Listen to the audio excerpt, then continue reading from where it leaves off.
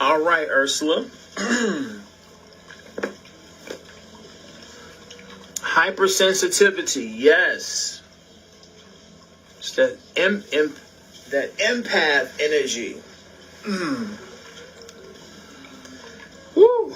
So how do we maneuver? How do we move around? How do we coexist amongst all this density, all of these all these heavy energies, and being so sensitive? It feels like a lot of weight. I got you. I understand. Now,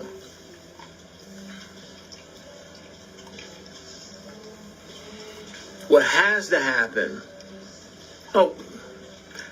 What has to happen to be able to do this type of work with a sense of, or a deep sense of sensitivity, is the internal work. And put it this way, it's a constant work that you do internally of taking ownership for your own receptivity to information.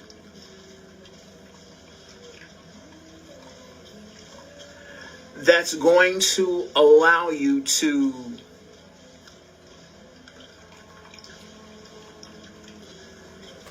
develop a sense of objectivity and balance. We talked about this quite a few different times, of being able to return home. When we talk about emotions, we're talking about temporary fluctuations of energy, high, low, your own feelings, the feelings of others. It's all over the place. We're in the ocean, right? This is the ocean of emotion, of energy. It's all over the place. Now, you also recognize who you are in truth as an eternal being.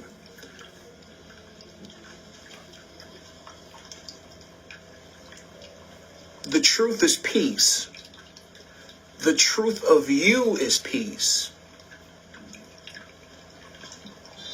The truth of you is eternal.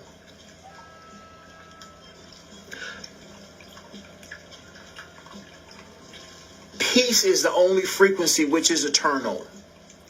So let's establish our foundation. The foundation of who you are in truth, is the frequency of peace, of presence that is you. That's you. That's the only thing that's you. Peace.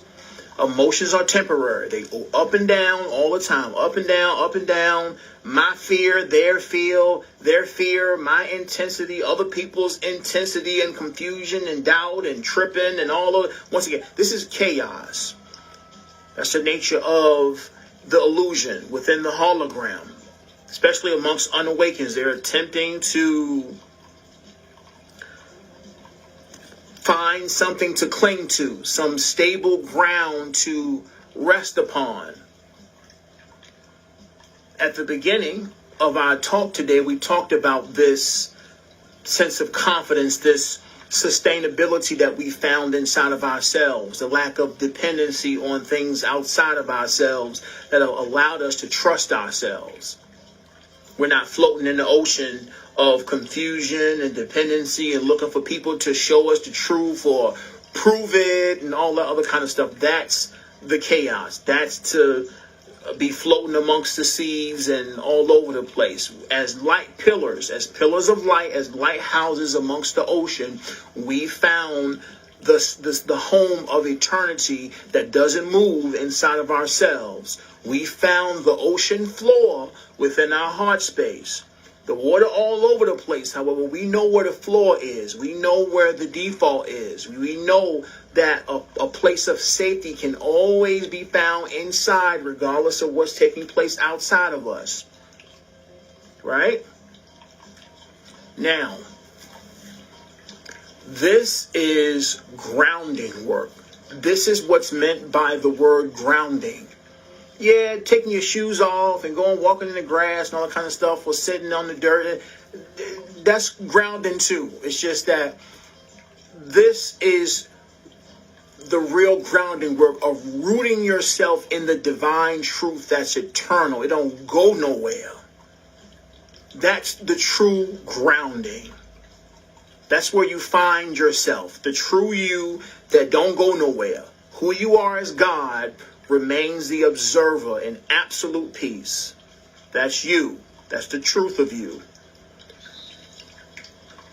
As an empath, you're receiving information from life, from yourself, from those around you, from the people and all this stuff, and you're sensitive. And once again, that doesn't necessarily mean you're weak. That means that you're more receptive to light, to information. You can receive stuff like every subtle change of frequency, tone. When a person start getting uncomfortable and fidgety and nervous energy, you could sense it because you've had so much experience.